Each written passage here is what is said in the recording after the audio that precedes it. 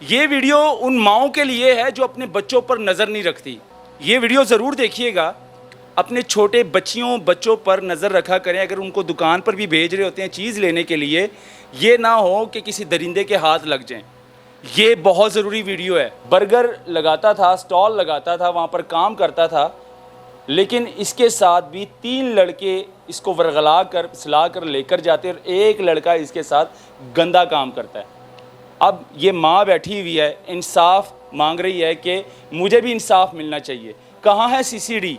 Stall पर काम करते थे बर्गर का, डिलीवरी वगैरह देते थे या उधर ही स्टॉल पर ही रहते थे? नहीं, दुकान पर ही रहो। दुकान पर रहते थे। ये जो लड़के हैं, हाँ जी, 3 मुलजिम जो तुम्हें लेकर चले गए थे वरगला कर फिसला कर, हाँ जी। इनमें से गंदा काम किसने किया था? जुबैर ने। जुबैर ने। उसकी उम्र कितनी है? 19-20 साल है। 19-20 साल। क्या कहकर लेकर गए थे स्टॉल से तुम्हें? उधर ना गए, बाहर निकले हैं, उधर ही जबरदस्ती चौक ले गए, शाह चलन उधर जाते आती की। ज़बरदस्ती वहाँ तला से उठा कर लेकर गए हैं हाँ जी, 3 लड़कों ने। हाँ जी। दूसरे लड़कों के क्या नाम है पता है? एक का नाम साई है, एक का नाम लिया इधर है। अच्छा, तो तीनों तुम्हें वहाँ से उठा कर लेकर गए हैं। कौन सी जगह पर लेकर गए थे? हसन शाली। अच्छा, वहाँ पर फिर क्या हुआ था? उधर जाके ज्यादती की थी। एक लड़के ने की है। हाँ जी, किसने की थी? जुबैर ने। जुबैर ने की थी।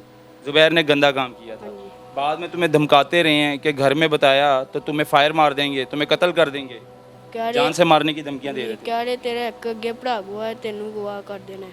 पुलिस कोशिश कर रही है कि उस मुलजिम से हम पैसे ले लें और छोड़ दें। मेडिकल आ गया है, मेडिकल में साबित हो गया है।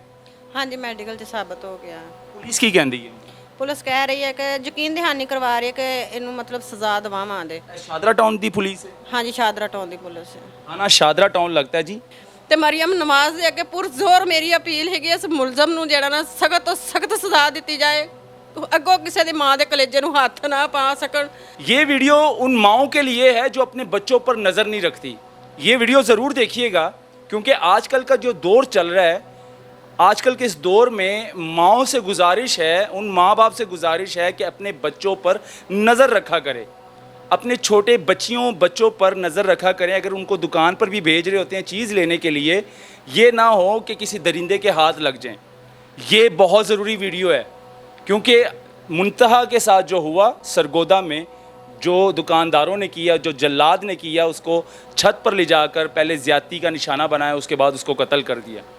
उसके बाद लाहौर में इस बच्चे के साथ बर्गर लगाता था, स्टॉल लगाता था, वहाँ पर काम करता था, लेकिन इसके साथ भी 3 लड़के इसको वरगला कर फिसला कर लेकर जाते और एक लड़का इसके साथ गंदा काम करता है। अब ये माँ बैठी हुई है, इंसाफ मांग रही है कि मुझे भी इंसाफ मिलना चाहिए। कहाँ है सीसीडी? क्या सीसीडी खामोश है? गरीब के लिए सीसीडी नहीं है, अमीर बंदे तगड़े बंदे के लिए सीसीडी बनी हुई है। तो कहानी क्या है जानेंगे इन्हीं की ज़ुबानी। अस्सलाम वालेकुम बेटा, नाम क्या है बेटा आपका? शदेब। शजेब, उम्र कितनी है? 14 साल। क्या करते हो, पढ़ते हो कि बर्गर वाला काम करता। स्टॉल पर काम करते थे बर्गर का? डिलीवरी वगैरह देते थे या उधर ही स्टॉल पर ही रहते थे? नहीं, दुकान पर ही रहो। दुकान पर रहते थे। ये जो लड़के हैं, हाँ जी, 3 मुलजिम जो तुम्हें लेकर चले गए थे वरगला कर फिसला कर, हाँ जी। इनमें से गंदा काम किसने किया था? जुबैर ने। जुबैर ने। उसकी उम्र कितनी है? 19-20 साल है। 19-20 साल। क्या कहकर लेकर गए थे स्टॉल से तुम्हें? इधर से ले गया, इधर से मैं इधर बैठा था पहले, तो मुझे हरे लगा चल गया, अच्छा, तो मैं बाहर निकलिया वहाँ, तो ਅਸੀਂ नहान गए हैं, नहा के बाहर नहान कहाँ नहाने गए थे? इधर तलाब है। अच्छा, तालाब में नहाने गए थे। हाँ जी। ठीक है। उधर नहा के बाहर निकले हैं, उधर ही जबरदस्ती चौक ले गए, शाह चलन उधर जाते आती की। ज़बरदस्ती वहाँ तला से उठा कर लेकर गए हैं हाँ जी, 3 लड़कों ने। हाँ जी।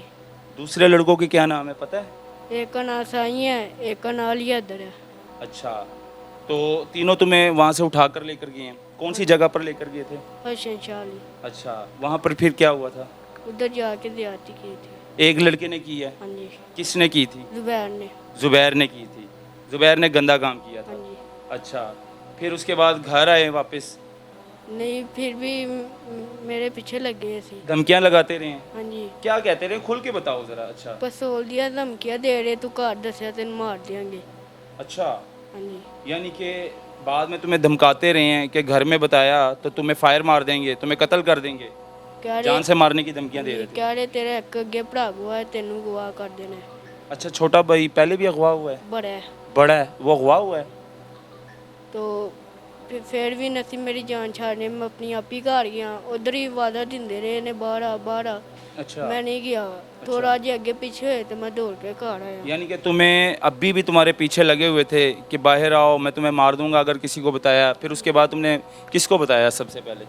अपने अम्मी अबू को बताया या अपने उस्ताद को बताया जहाँ पर तुम बर्गर का काम करते थे? ਆਪਣੇ ਸਾਲ ਨੂੰ ਦੱਸਿਆ। उस्ताद ने दसिया है।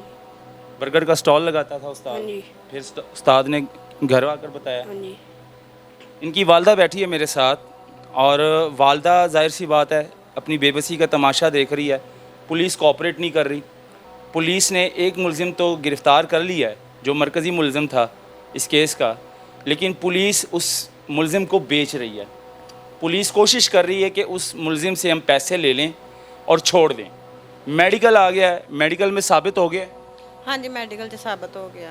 पुलिस की कहती है ਪੁਲਿਸ ਕਹਿ ਰਹੀ ਹੈ ਕਿ ਯਕੀਨ ਦਹਾਨੀ ਕਰਵਾ ਰਹੀ ਹੈ ਕਿ ਇਹਨੂੰ ਮਤਲਬ ਸਜ਼ਾ ਦਵਾਵਾਂਗੇ। शादरा टाउन की पुलिस है, ਹਾਂਜੀ ਸ਼ਾਦਰਾ ਟਾਉਣ ਦੀ ਪੁਲਿਸ ਹੈ। थाना शादरा टाउन लगता है जी।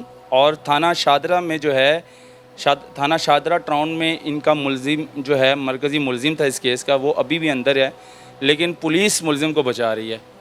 पुलिस अभी भी बचा रही है उसको। ਫਿਲਹਾਲ ਤੇ ਸਰ ਸਾਡੇ ਨਾਲ ਕੋਆਪਰੇਟ ਕਰ ਰਹੀ ਹੈ ਪੁਲਿਸ। ਕਹਿ ਰਹੀ ਹੈ ਕਿ ਅਸੀਂ ਇਹਨੂੰ ਲੈ ਮਤਲਬ ਕੈਫਰੇ ਕਰਦਾਰ ਤੱਕ ਪਹੁੰਚਾਵਾਂਗੇ, ਇਹਨੂੰ ਸਜ਼ਾ ਦਵਾਵਾਂਗੇ।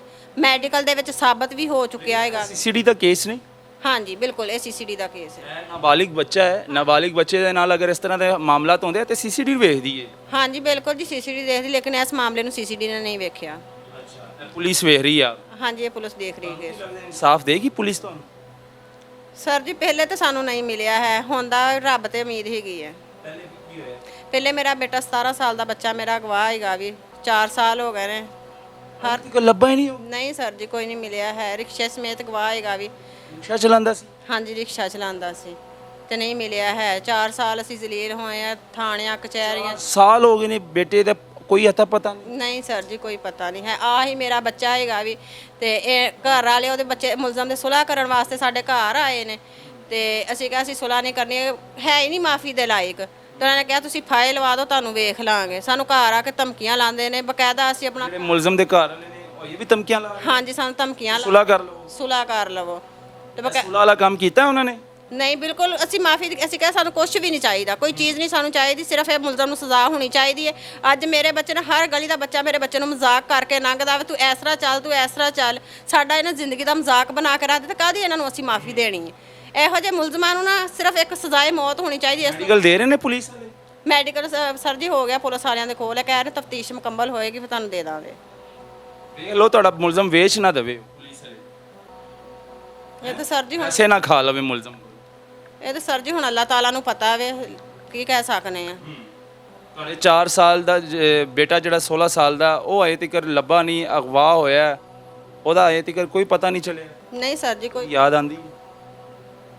ਸਰ ਜੀ ਕਿਹੜੀ ਮਾਂ ਜਿਹਨੂੰ ਬੱਚੇ ਦੀ ਯਾਦ ਨਾ ਆਏ? ਜਵਾਨ ਮੇਰਾ ਬੇਟਾ ਹੈਗਾ, ਉਹਦੇ ਨਿਗਾਹ ਦੇ ਵਿੱਚ ਇਹਨੂੰ ਵੇਖਨੇ ਤਾਂ ਵੀ ਸਾਡਾ ਤਮਾਸ਼ਾ ਦੁਨੀਆ ਬਣਾਤਾ ਸੀ। ਇਸੇ ਧਮਕੀਆਂ ਇਹਦੇ ਨਾਲ ਵੀ ਗੰਦਾ ਕੰਮ ਹੋ ਇਹਦੇ ਨਾਲ ਵੀ ਜ਼ਿਆਦਤੀ ਹੋ ਗਈ। ਸਾਡੇ ਵਾਸਤੇ ਨਾ ਇੱਕ ਜਗ੍ਹਾ ਹੀ ਤੰਗ ਕਰ ਦਿੱਤੀ ਗਈ ਹੈ।